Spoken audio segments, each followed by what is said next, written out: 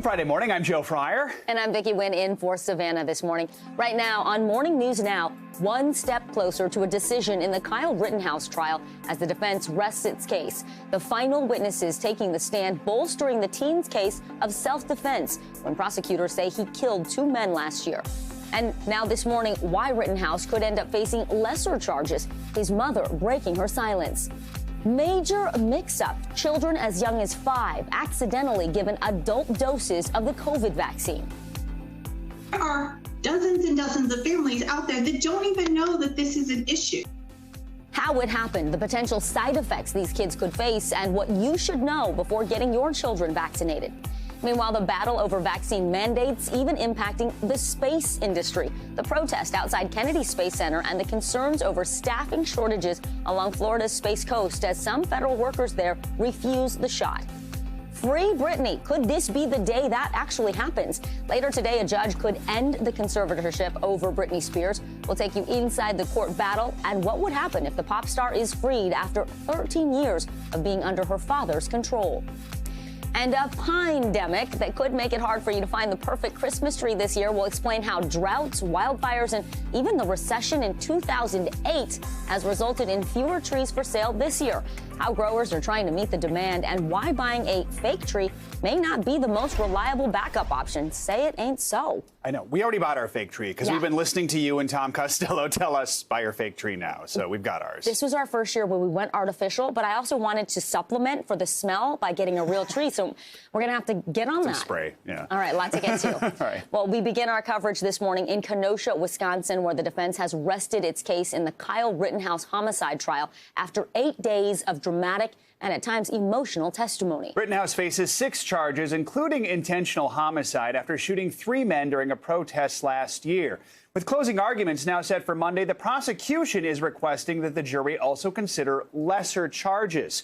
NBC News correspondent Megan Fitzgerald joins us now from Kenosha. Megan, good morning to you. So we've seen dramatic testimony this week, including from Rittenhouse, who took the stand, plus some heated exchanges between the judge and the prosecution. So what should we know about the 8th and final day of testimony?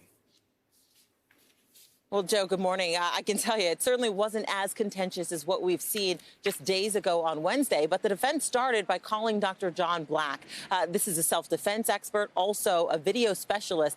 And what the defense did is they walked the jury frame by frame of this video, honing into the timeline and the specific moments when Rittenhouse pulled the trigger, trying to show that it was a split-second decision in self-defense. Then, at the end of the day, they heard from Drew Hernandez. This is a man who took video that night, posting it to social media. He testified, really bolstering, the defense's claim that this was self-defense and that he came to this protest to try and help people and to render aid. He even testified that he saw Rittenhouse de-escalate a situation. Then, of course, the defense rested its case. Evidence closed in this case. Jurors were sent home. They'll return back on Monday for closing arguments and then, of course, deliberations, Joe. So, Megan, Rittenhouse's mother, Wendy, broke her silence last night, appearing on Sean Hannity's show. We saw how emotional she was when her son testified earlier this week. What did she have to say last night? Well, you know, she came to her son's defense. She said that he did act in self-defense and that he came to those protests wanting to try and help people. And then she became emotional. I want you to listen to this exchange with Hannity. When I look at that video with that guy pointing a gun to my son's head, I thought he was going to die. I'm grateful and I'm relieved that he's okay, but he has a lot of healing to do because he does have nightmares from this. She is hopeful that her son will not be convicted, and she also says that she believes that the judge in this case is fair. Joe. Now, Megan, as we mentioned, the prosecution is now asking for the jury to consider lesser charges just days before closing arguments. So what are those charges, and what does this say about the prosecution strategy at this late hour? Well, it certainly suggests that the prosecution could be a bit concerned about their case, concerned that they will not be able to get a conviction on the highest charges here. So we know that when they come to court this morning, 10 o'clock local time, they will be discussing this along with jury instructions, and we will get a better idea of exactly what the prosecution is hoping to do moving forward. Joe? And Megan, we also know things have been tense in Kenosha since last year. We all remember these shootings happened during protests over the police shooting of Jacob Blake. How is the city preparing for the verdict, either way, in Rittenhouse's trial? Yeah, it's a great question. You know, the Kenosha County Sheriff's Department just released a statement yesterday saying that they have been watching closely this trial here, and they are prepared in the event that there are protests. Now, of course, worth noting that so far things have been calm, with the exception of a person or two. We really haven't seen many protesters out here. So at this moment, it seems that you know, there's no concern at the moment. But again, the Sheriff's Department here saying that they are ready either way. All right, much more to come on Monday. Megan, thank you so much. Now to breaking news overnight. 14-year-old New Jersey girl Josiah Moore, missing for nearly a month, has been found safe. The teen was located yesterday in New York City, with details surrounding her disappearance still very much a mystery this morning. WNBC reporter Tracy Strahan is at the Essex County Veterans Courthouse in Newark. Good morning, Tracy. A lot of relief for her family and the community that Josiah was found safe. What more can you tell us about how she's doing this morning and anything you know about how she was found? Well, the prosecutor's office is simply saying she was found at a shelter in New York City last night and received what they call the appropriate services. Now, this is a 14-year-old girl from East Orange, New Jersey, who's been missing since October 14th. And while there's a lot of relief within the community about her being found, there are also a lot of questions. She was last seen at a deli in East Orange, and police leading the investigation into her disappearance saw on surveillance video that she was with an older man who paid for her items on the night that she was last seen. Now, another question to be answered. Authorities are saying the night she disappeared, Josiah Moore's mother initially reported her as a missing person, saying that she was possibly a runaway. Her mother is now disputing that and saying her daughter was being held against her will. She was convinced that she had been kidnapped. Again, Josiah Moore is a high school freshman in East Orange, and there was a lot of concern about her case not receiving some of the same attention that other missing persons cases have received in recent months, really, in this area. The Essex County prosecutor is expected to hold a news conference later this morning, filling in some of the gaps into how she disappeared and really how she was discovered just last night, Vicki. Yeah, you touched on it, Tracy. The case sparked a lot of frustration in the local community about the lack of coverage surrounding Josiah's disappearance, especially when compared to the attention of Gabby Petito's disappearance, for example. Can you tell us anything more about what you're hearing from the community or the family this morning? Well, just being in East Orange a couple of days ago, people were demanding that the same attention be paid to her. And this is something that really gained traction via social media. That's when authorities got involved earlier this week. There was reward money involved in this as well. Anyone with any information that could lead to the safe return of Josiah Moore, they were offering $20,000 for that. At this point, however, we don't know if it was a tip that led authorities to her safe return or something more. We don't know if she was alone either. Again, the Essex County prosecutor saying this 14-year-old girl was found at a shelter in New York City, and this morning she's back in New Jersey. Well, we are glad she is home safe. Tracy, thank you so much. A federal appeals court has temporarily blocked the House committee investigating January 6 from obtaining former President Trump's White House records. A three-judge panel granted Trump's request to temporarily turn over the records. The committee was set to receive those documents as early as today. Lawmakers say they're critical to the investigation of the riot at the U.S. Capitol. NBC News Capitol Hill correspondent Leanne Caldwell joins us now. So, Leanne, this panel granted Trump an administrative injunction last night. What exactly does that mean, and what else did their orders say? Good morning, Joe. The panel sure did, and that means that there's some more time for the former president to go through this appeals process. They gave him till November 30th for a hearing where a decision could be made. The court said that this is only a temporary delay, and they're aware of the accelerated timeline for this, and so they are trying to move this case through quickly, Joe. So, Leanne, where does this select House committee go from here? Is there any other way to get their hands on these documents, or do they have to kind of go through this legal process with the arguments set for later this month? Yeah, they have to go through this legal process. They are going to wait. Although the committee knows that this is an accelerated timeline, they know that this is moving relatively quickly. They thought today was going to be a big day that they were going to receive these documents because two lower courts did say that it could move forward. But this is part of the process, and this is also what the former president wants to do, is to slow down this process as much as possible, Joe. Yeah, former President Trump is also hoping to block certain witnesses from testifying, including some that have already been subpoenaed, like former Chief of Staff Mark Meadows. So what is Trump's argument here, and then what happens next with this part of the process? Yeah, the former president thinks that that there's an executive privilege claim for his closest aides, and that's what they're arguing. And the latest dust up is with his former Chief of Staff, Mark Meadows, who the committee has put some more pressure on him to start cooperating a lot more with the committee. The committee finally said late last night that they expect him to appear before the committee today. If he thinks he has an executive privilege claim, then Mark Meadows should come to the committee and say that today. So they did threaten another criminal contempt referral if Meadows does not show.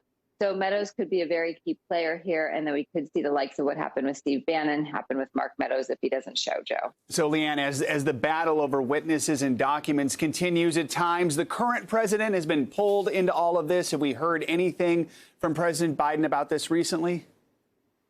Yeah, well, he does speak about it every once in a while. He does say that it is up to the select committee and that there is no executive privilege claim. He is siding with the committee, and that is why he is allowing the release of these documents from the former president, from the archives, which we now know is caught up in the courts.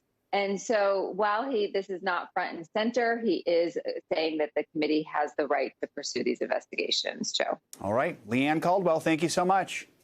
More than 100 kids ages 5 to 11 years old got the wrong COVID-19 vaccine dose at a pharmacy in Virginia. The mix-up left many parents worried about their kids. Officials now say that pharmacy is no longer allowed to administer doses to anyone. NBC News correspondent Heidi Presbella explains what happened.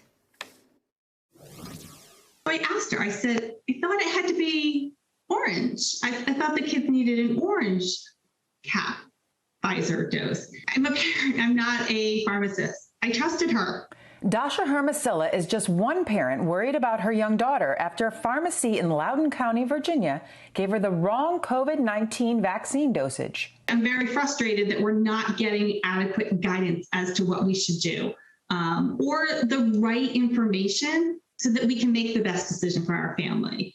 TED Pharmacy admitted to parents on social media splicing vaccine doses meant for people 12 years and older and administering them to children aged 5 to 11 years old. Vaccines for the older age group have a purple cap, while doses for the younger age group have an orange cap. Some of the children in Loudoun County were given a, quote, diluted dose of the vaccine meant for the older age group with the purple cap. This color coding is what made Dasha question the pharmacist who told her that it was okay. About 112 children were affected by the dose mix-up, according to the Virginia Department of Health. Another mom shared a screenshot of a Facebook message from TED Pharmacy with NBC News Washington. It said Pfizer told the pharmacy, quote, the dose is smaller than the dose from the orange cap pediatric vaccine and no need to worry about any adverse reactions or side effects. The Loudoun County Health Department sent a letter about the pharmacy's error. It read, quote, the pharmacy who administered the Pfizer COVID-19 vaccination to your child last week has been removed from both state and federal COVID-19 vaccination programs. The letter also said parents of affected children should check with their child's pediatrician on the best way to move forward. The harm to the child, unfortunately, is unknown because this is not something that any trial would have set up to study. However, we know enough about that other dose of the vaccine to try to understand what to look for. The Loudoun County Department of Health director confirmed that TED Pharmacy has given the rest of its COVID-19 vaccines to the health department. And that was NBC's Heidi Presbella reporting. In the courts and in communities across the country, the battle over vaccine mandates rages on, and one point of tension is the deadline, just over a week from now, for all federal employees to be fully vaccinated. Employees of federal contractors have until January to meet that requirement. That pressure is being felt from the corridors of Washington all the way to the rocket launch pads at Kennedy Space Center. NBC News correspondent Cal Perry joins us now from Cocoa Beach on Florida's Space Coast. So, Cal, good morning to you where you are. The space industry employs many federal workers and contractors, and I know you've been speaking to some who are protesting the vaccine mandate. What did they tell you? Yeah, look, I think we often think of these space launches when we put humans onto the International Space Station like we have 2 days ago. But there's a launch this morning, Joe. They are launching almost bi-monthly SpaceX as they put satellites into space. So this is a booming industry, and there is a worker shortage that exists already in the U.S. That is what the federal lawsuit actually states, right? You have 10 states that are challenging this mandate in courts. And one of the things they're worried about is this worker shortage. We had a chance, as you said, to speak to some of the folks in the space industry. Take a listen. We've had people out here who are vaccinated. It's not about just go and get the vaccine. It's about having the choice to get it. We're not an anti-vax group by any means. We're a pro-choice group. We have people out here who've gotten the vaccine. We support them getting the vaccine. We have no issues with them getting the vaccine, but it should be a choice.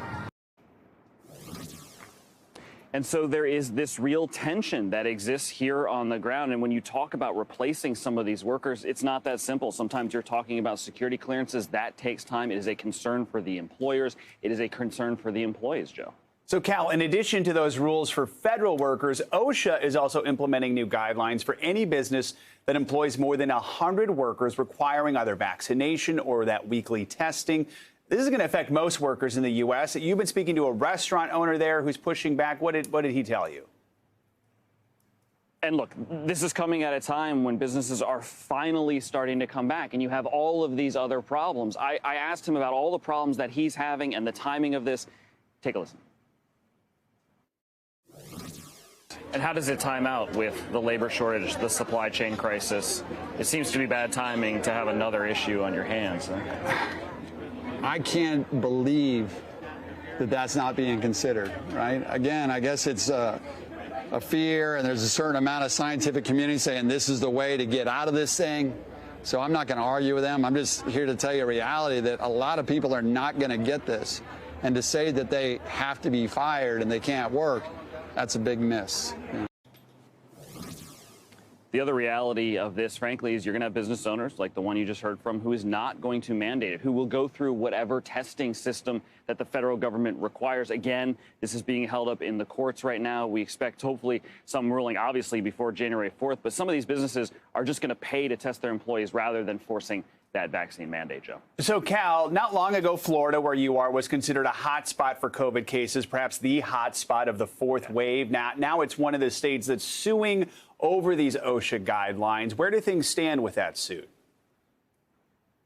Yeah, it's one of 10 states that is suing. It actually entered the court in Missouri. And again, what they're arguing is that this could exacerbate already a worker shortage. And as you said, Florida has been through, unfortunately, we hope, the worst of it. This is the state that has the third highest death toll in the nation after Texas and Florida. But now cases are very low. One of the reasons for that is the vaccine rates. And vaccine rates have gone way up since June. Just very quickly, I'll give you a statistic. Between 12 and 19-year-olds increased by 27%. By 20 and 29-year-olds by 18%. That is what epidemiologists want to see. They will point to that as making a huge difference, Joe. All right. Cal, thanks so much.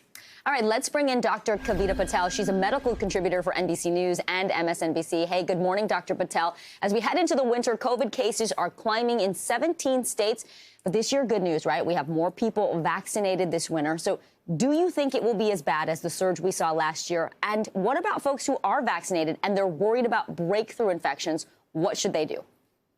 Yeah, Vicki, good morning to you and Joe. So number one, what we're learning about Delta and really the surges since last winter's surges is that America is not one nation in reaction to COVID. We're about 5 regions, and that's where you're seeing many states that are seeing increasing cases, but you're seeing states that are getting double-digit declines like mine in Maryland. So I think what this means for the winter is that we're going to continue to probably see kind of spikes and surges in waves in different parts of these regions, particularly dependent on vaccination rates in those regions, travel to and from, and that will make a big difference. If you're coming from an area with high cases and you go to an area with low cases, there's always a chance that that region can start to see more cases. Now, what that means for holidays, which is probably the most important thing for vaccinated individuals, even those who are worried about breakthrough infections, we're still seeing incredible protection with the vaccines. The breakthrough infections we're seeing, Vicki, we're finding in screening, which is helpful because we catch them before we even see symptoms,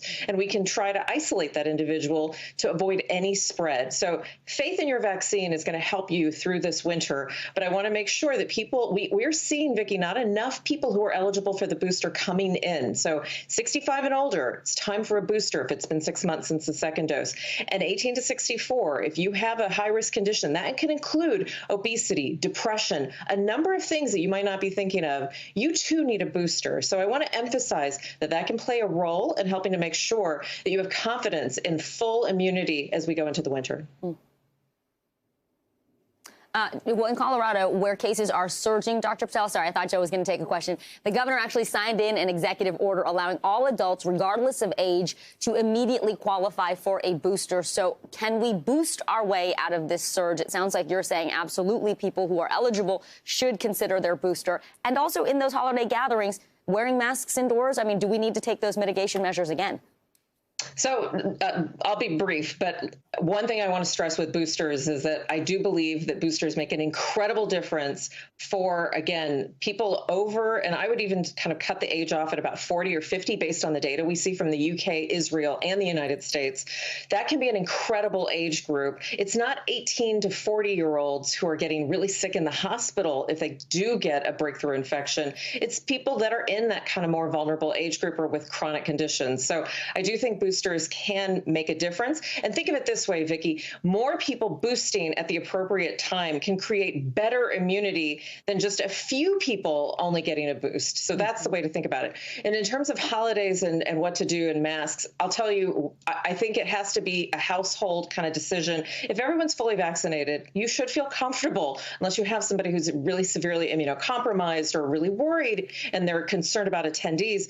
If you're all vaccinated and you don't have symptoms, you should feel comfortable taking off that mask. You can, if you're in an area where you can crop open a window or have a little more circulation, makes it all the better, but have faith that these vaccines are working. And Vicki, we're going to have to start to shift to where we start accepting that if we're all vaccinated and we have one of these breakthrough infections, that this is not the end of the world and that this is going to start to become what seems more normal in 2022. But we won't have people in the hospital. We won't have people dying and hopefully not suffering from long COVID. Thank you. I'm glad you said all of those points because I think we need those practical takeaways. We need to know that there is an end in sight, that the vaccines work and that we don't have to wear masks indefinitely. I want to circle back to that pharmacy in Virginia that gave the wrong doses of COVID-19 vaccine, the adult doses, to some children. We're talking about more than 100 kids. What kind of impact do you think that's going to have on the trust of parents, some of whom are already very skeptical about getting this vaccine for their children? Vicki, I give out dozens of vaccines a day, and when I had my children vaccinated over the weekend, I had that same thought because we draw up our vaccines and we put them in pre-prepared vials so that we can have everything ready. And I actually stopped and said, which color vial, just like that parent did. I think that advocating and being sure and having these safety checks, asking questions is always a good idea. I don't want it to undermine trust. What I would rather say is it should reinforce that you as a parent are the best advocate for your child. And you should do it for yourself, too, by the way, in medicine, but at least for children's vaccines, have faith that the majority of us are trying to do the right thing. That pharmacy was trying to do a workaround to get the right dose to the child, but they did the wrong process, and that should never happen again. So I don't want parents to think that this is common, and I want everyone to know we do go through a lot of checks and balances, but it crosses my mind, and it's okay to ask, and it's definitely okay to do what that parent did and make sure. In terms of harm, the harm, it's unknown. We haven't studied this, but the harm is likely very low because if anything, they might have been underdosed and they should talk to their pediatrician, take up whether or not you need to get another vaccine series or do anything different. But the overall, very low adverse effects, most likely. Okay, that's reassuring and always great advice from you, Dr. Patel. Speak up as a parent. Thank you so much. Yeah. Time for a check on your morning news now weather. All right, Bill Cairns, hey, good morning. I saw you in Studio 1A yesterday. Had the rollers in, though. Yeah. Yeah, every now and then they let me out of my basement. It's like 2 or 3 times a year, and that's about it. Yeah, good morning, guys. So we have a big weather system. It's causing in some areas of the country snow, blizzard, windy conditions. And then on the East Coast, we're watching the rain that's going to move through. And it's just the timing of it's not really ideal. Let's show you what it looks like currently in right now at Times Square in the middle of the heart of New York City. We are watching, bands of rain moving through, but right now the really heavy stuff has not hit New York, so the streets look just fine. Don't even see anyone carrying umbrellas at this time. The timing for New York, we'll get into that. So let's get into the storm system and show you the timing and what you can expect if you're heading out the door this morning. I think the airports will have significant travel delays today, not just in the Northeast, but when you start talking about D.C., New York, Boston, Philadelphia, and even Hartford, too, and then another storm system affecting areas in the Midwest like Chicago and Minneapolis, the ripple effect across the country is going to be fairly significant. So Washington, D.C., your rain is almost over. About another hour or so, you could have some gusty winds moving through, but the worst of it is done for you. Philadelphia, the worst of the morning commute is going to be from now till about, let's say, 10 or 11, and then by about noon, it begins the weekend, but you could even get some strong storms out of this, some gusty winds. New York City, the timing from about 10 a.m. to about 1 p.m., we could see gusts up to 50 miles per hour, so you try to figure heavy rain, wind gusts to 50, all of the New York airports will be a mess, and then this mess will head up towards Boston right around 3 to about 6 p.m. And there's that cold weather that's moving into the Midwest, guys. We'll talk more about the cold and the snow coming up next hour. That's going to be a big theme as we head into the weekend. All right. Thank you, Bill. Appreciate it. Good to see you, Bill. Coming up, another concert goer has died following the Astroworld Festival tragedy. What we are learning about the latest victim and why rapper Travis Scott's attorney is now saying too many fingers are being pointed at the star. Plus, another dramatic day in court for the 3 men accused of killing Ahmaud Arbery. 911 calls and more video evidence played for the jurors. Next, what the defense attorneys are saying about their clients' actions on that day and what to expect next in the trial.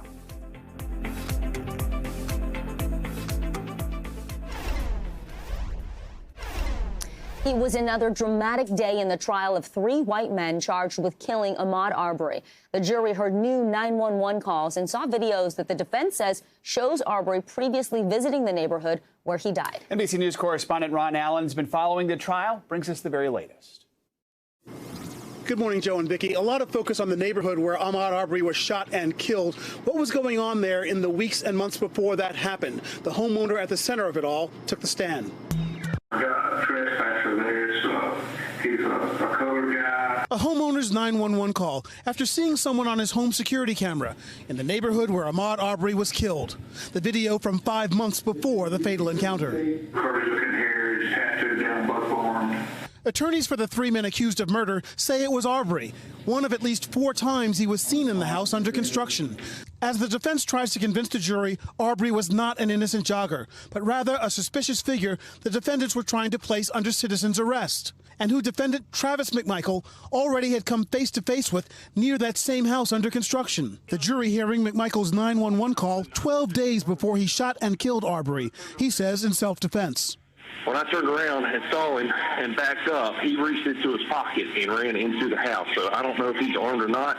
Arbery's family has said he stopped at the construction site because he wanted to learn how to build a home for his parents.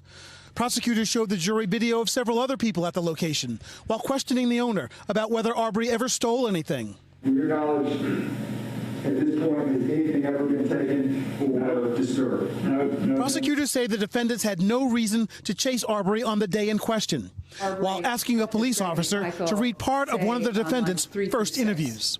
What does Greg McMichael say on lines 3 through 6? He was trapped like a rat. Today, we expect more testimony from the police officers who interrogated the defendants as prosecutors try to use their own words against them to convict them. Vicki, Joe. Thank you, Ron Allen, for that report. Another person has died following the massive crowd surge at the Astroworld Festival in Houston. That brings the death toll to 9. We're also hearing newly released audio from police officers during those first critical moments of the tragedy. NBC News correspondent Morgan Chesky joins us now from Houston with the latest. Morgan, good morning. Yeah, Joe, good morning. And the family who lost their daughter now pleading for change amidst unimaginable pain. As the attorney for Travis Scott says that pop star now devastated at this additional loss of life. This morning, for the first time, we're hearing from an attorney for rapper Travis Scott. He's especially devastated because this was in his hometown. He has a lot of ties to Houston, a lot of love for Houston, and he's just really hurting right now. Ed McPherson painting a new picture of what he says his client knew and when about last week's concert that has now taken 9 lives, saying Scott could not see the magnitude of what was happening. You have pyrotechnics all around you. There's a lot of noise. There's a lot of light. It's the middle of the night. You have ear monitors in your ear with music blasting. You can't see things that are going on out there. But new police radio calls obtained by the Houston Chronicle shed new light on the unfolding chaos. It's like the folks are coming out of the crowd complaining of difficulty breathing, crushing top injuries. That transmission coming in at 9:21 p.m. About 15 minutes later, a mass casualty event was declared. There's a lot of people trampled and they're passed out at the front stage. The show didn't stop for another 40 minutes. Nobody told him to stop the show until when ultimately right before the show ended. The Houston police chief saying Wednesday, ending the show wasn't only the police's responsibility. The ultimate authority to end a show is with production and the entertainer, okay? Video showed Travis Scott did pause the concert several times to ask for help for fans. Need somebody to help him. Somebody passed out right here. His lawyers maintain the entertainer simply didn't know how bad things were as they were unfolding. But for a newly grieving mother, it's little consolation. This was not concert, because my baby didn't come back. Her daughter, 22-year-old Bharti Shahani, died late Wednesday after spending nearly a week on a ventilator. Her death now the latest young life lost at the event. It was her first concert ever. He was like an angel for us. Please make sure that she gets the justice. And I don't want somebody else's daughter to go like this. And this morning, in just a few hours, we anticipate hearing from an attorney who says he is now representing more than 100 concertgoers who suffered injuries at the Astroworld Festival. Send it back to you. All right. Thank you, Morgan. All right, let's take a look at what's making news around the world this morning. Raf Sanchez joins us from Tel Aviv. Raf, good morning. Joe, Vicky, good morning. An American journalist has been sentenced to 11 years in prison by a Myanmar military court. Danny Fenster was arrested in May as he was boarding a flight to the U.S. and has now been convicted on charges of inciting against the army. Fenster denies any wrongdoing, and the State Department has repeatedly called for his release. Poland now has 15,000 troops on its border with Belarus, trying to hold back migrants and refugees coming across. The European Union says Belarus is weaponizing the desperate people to create chaos in Europe. At least 7 migrants have died so far as they remain stuck in freezing conditions on the border. And finally, out of office really means out of office now in Portugal. The country's parliament has approved rules that could make it illegal for bosses to contact their employees outside work hours. Companies also have to pay for expenses that staff incur during remote working. Guys, difficult in journalism to just turn the phone off at 5 o'clock. Not sure I could do that. Yeah, I think we'd get in trouble. Yeah, I don't know if that works in this industry, but really interesting law in Portugal there. Good for others. Yeah, yes. thanks so much. And coming up, could Britney Spears' conservatorship end today? A judge could choose to end the pop star's 13-year battle later in the day. Up next, what the court will consider in the case to actually free Britney.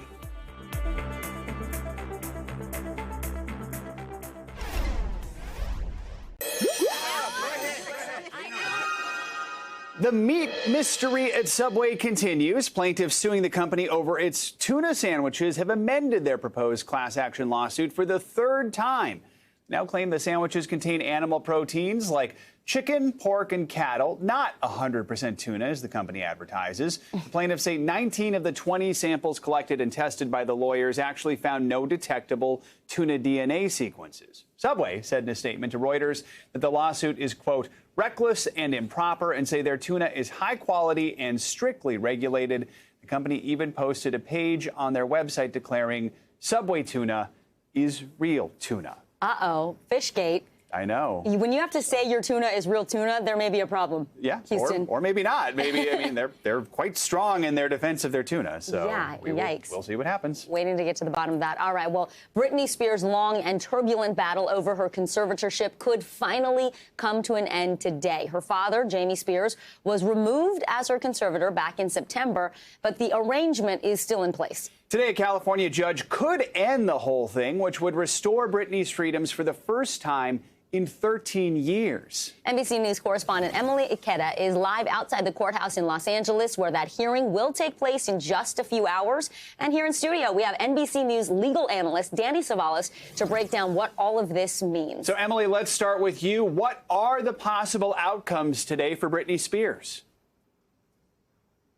Hey there, good morning to you both. Well, certainly a lot at stake, and the pop star appears to acknowledge so on social media earlier this week, writing in part she's never prayed for something more in her life without directly referencing today's court hearing. But this is a multifaceted issue. First, there's the conservatorship of Britney Spears' person, and then there's the conservatorship of her finances, her $60 million estate. And we're hearing from legal experts that it's more likely we'll see the judge decide to dissolve the conservatorship of her person first, and that would essentially allow Britney to return largely to her life as it was in 2007. So she could vote, she could get married, she would make her own medical decisions. But of course, we'll just have to wait and see. That court hearing is scheduled for 1:30 p.m. Pacific time today. Guys? All right, well, Danny, Britney has been fighting to end this arrangement for a very long time. Typically, we see conservatorships with people who are much older, people who have a severely diminished mental capacity. That is really, someone who can't make their own financial decisions. In your estimation, what you've seen throughout this case, did Britney fall under that category? The reality is, I don't know, because I'm a lawyer, right? And lawyers and judges, most of us didn't even take a psychology class, which is why part of why this has taken so long, because the court must rely on experts, trained professionals. They need reports, social workers, psychologists, people who are evaluating Britney. It's not enough for Britney to say, hey, I'm finished. And it's not enough even for Britney's father to say, yeah, I'm done too.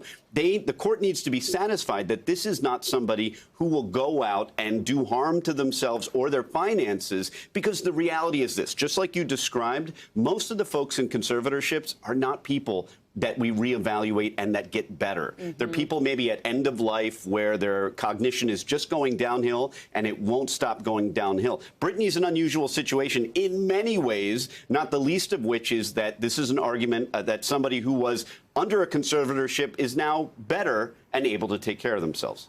Let's bring Emily back in here again. We mentioned Britney's father, Jamie Spears, was suspended from the conservatorship in late September. Where does it stand right now if the judge upholds it? How long could it go on? So as you mentioned, Jamie Spears was replaced by an accountant as the conservator of Britney's finances, again, back in late September. And a recent court filing indicates it does not appear he will be trying to get back on board or continue as conservator, instead supporting the full termination of the conservatorship for Britney Spears. But he's still under investigation by Britney Spears' attorney, Matthew Rosengart, who appears to have started the discovery process in how Jamie handled Britney's finances during his control, during the conservatorship.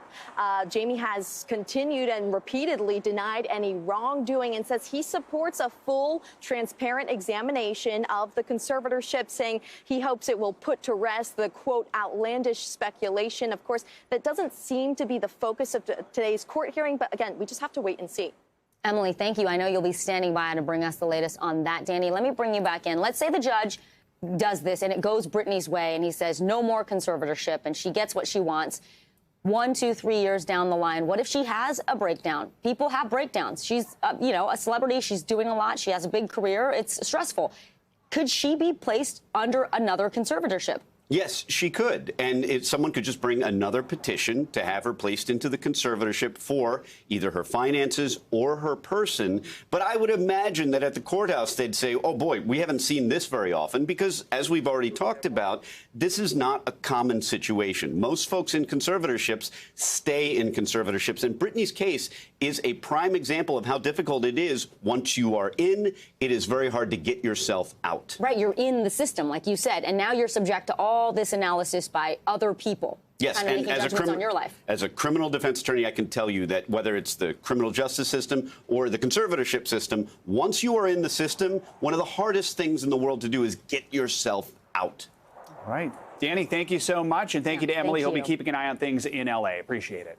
Thank you both so much. All right, coming up, gas prices are at a 7-year high as more people are returning to the office. With the cold weather, a lot of us are turning on the heat. So what's behind the rising fuel costs and when will they go back down? We're going to break down the numbers next. Plus, why it may be a lot harder to find a Christmas tree this year, how growers are trying to meet demand, and what you can do to make sure you have something to put those presents under. That's next.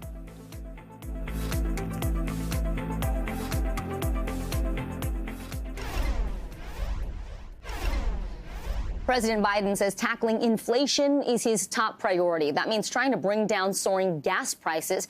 But U.S. presidents have often found their reach is limited when it comes to global fuel prices. NBC News correspondent Tom Costello has more. From Americans' gas tanks to their winter heating bills, the dollar signs just keep adding up. Pump prices up 60% in a year, natural gas up 130%, heating oil up 59%. It's all about supply and demand. Seems like the price is hiking every day. Unleaded now averaging $3.41 a gallon, a 7-year high, up from $2.12 last year. But last year, the country was in the grips of a pandemic. Employees worked remotely, schools online, sporting events canceled. With fewer cars on the roads, fuel prices sank. What a difference a year makes. Today, the economy is surging. More vehicles on the roads worldwide, paying more for fuel, which then drives up prices for what's inside those trucks. And oil companies are struggling to meet demand. Oil is sold on a global market, and that market is controlled by a cartel, and that cartel is OPEC. OPEC now produces 40% of the world's oil, and it's not producing more. But Republicans blame President Biden. We've watched our own president, Madam Chair, shut down Keystone Pipeline, open up Nord Stream 2 pipeline, shut down domestic energy production. But the Keystone Pipeline was never open. Both Republicans and Democrats often call on a sitting president to tap the Strategic Petroleum Reserve, holding about 610 million barrels. But that's only meant for short-term disruptions.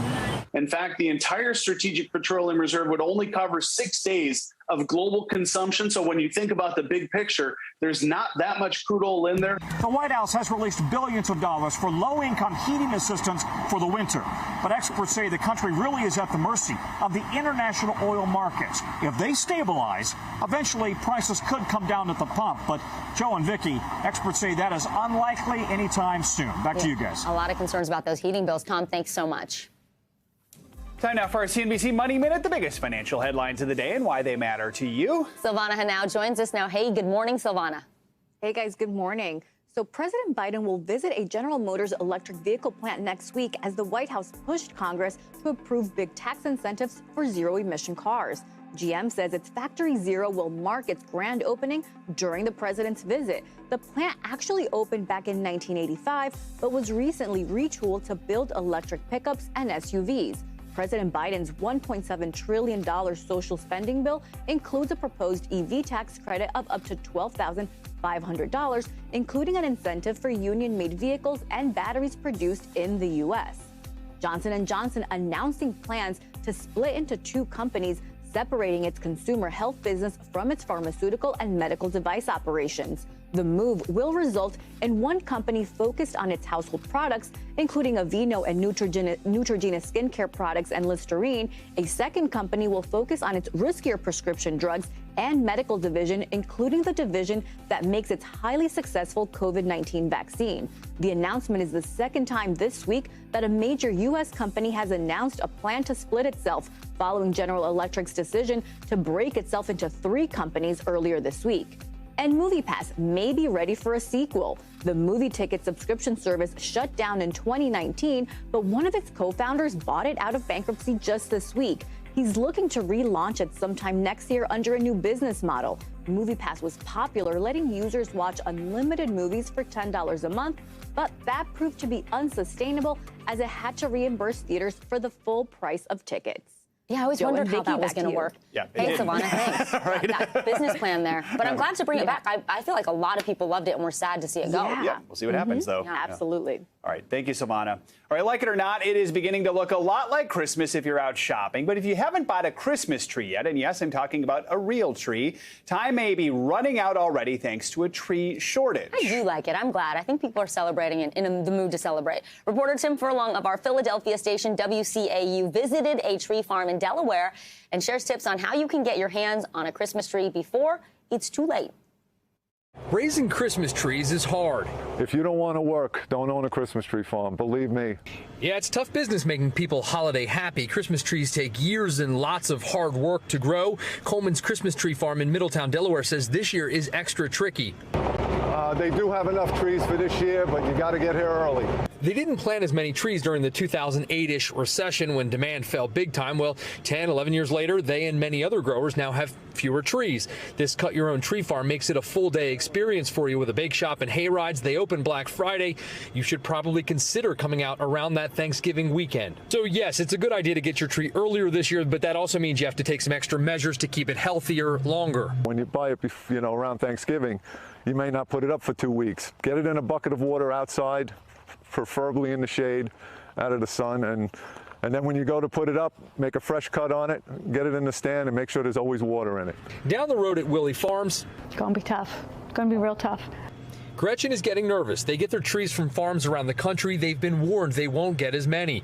Many smaller farmers getting out of the business, droughts in some places over the last few years, wildfires in others. It has all conspired to mean fewer trees, and trees everywhere will likely be a bit more expensive.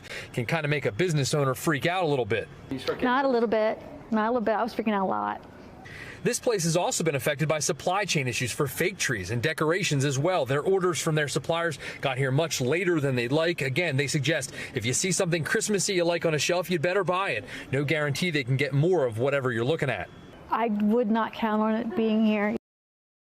All right, that was Tim Furlong of our Philadelphia station WCAU reporting for us this morning. A lot of really good tips there about cutting the tree, giving it a fresh cut, putting it in water. Apparently, if you take care of a tree and it's properly done, it can last 4 weeks. Okay. So you can get through Christmas if you get it that Thanksgiving weekend. Sure, yeah, not now. And then the needles will just all fall off. Exactly. All right, so time it right. All right, coming up, as we honor those who have served our country this week, we're now hearing from the first African-American woman who was held as a prisoner of war. Do you feel respected for everything you've given this country as a Black woman? Sometimes yes, sometimes no. Up next, how she felt she's been treated since leaving combat and why she feels it's so important to share her story of service.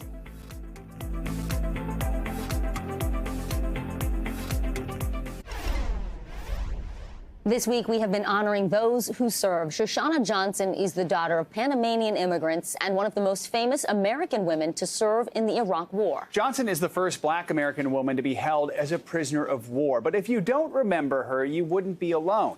NBC News correspondent Tremaine Lee and his Into America team profile the American war veteran whose story is well known but not often told. The city isn't secure. We got to get out of here. That's when the ambush started. It was March 2003, the early days of the war in Iraq.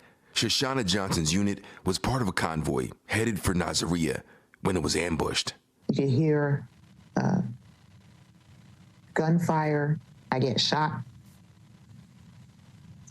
Hernandez gets shot. And I could feel them pull me by my legs from underneath the vehicle. And they start wailing on us. 11 Americans died. 7 others were captured and hurt, including Johnson. She became the first Black American female prisoner of war, spending 22 days in captivity. We are getting word this morning out of Iraq that a number of missing American soldiers have been found alive. Johnson was medically discharged in December 2003 and has been awarded the Bronze Star for heroic achievement, the Purple Heart, and the Prisoner of War Medal. For almost 2 decades, Johnson's story has been overshadowed by Jessica Lynch, a then 19-year-old white woman from West Virginia. While many people forgot about Shoshana Johnson, Jessica Lynch became a hero. Her face on the cover of magazines, all of it in part based on an overhyped gunfight story. military officials eventually said was based on unconfirmed accounts. Jessica Lynch during a 2007 congressional hearing. I'm still confused as to why they chose to lie and try to make me a legend when the real heroes of my fellow soldiers that day were legendary. Petite little blonde girl, and oh my gosh, and was it fighting till all her bullets were left? So the story was that she was just Rambo, just not happen. I want people to understand that's not her fault. Military officials later said the Lynch gunfight story was based on unconfirmed accounts. The rush to make Lynch a poster child begged the question, whose story gets elevated and why? Judge her on what happened to her and how she handled it. Judge me on my experience and how I handled it. But give me the respect I'm due for enduring what I had to endure. American history is littered with stories of Black people who sacrificed for the flag, who gave so much to a country that didn't always give back. Do you feel respected for everything you've given this country as a Black woman? Sometimes yes, sometimes no. Such as when Black veterans like her are both praised and put down for their service.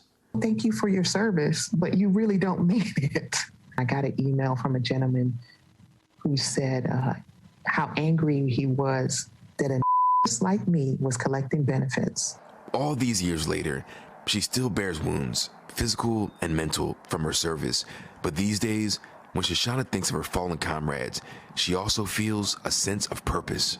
I just have to share the story, maybe hope it helps civilians understand the female veteran community and especially the Black female veteran community. Sometimes they just don't grasp what it's like. But if we don't share the story, then they'll never get it. You can hear more of Shoshana's story by listening to the Into America podcast, where you can also learn about Lorianne Paestoa, the first Native American woman to die in combat. That episode streaming now. That does it for this hour of Morning News Now. The news continues right now.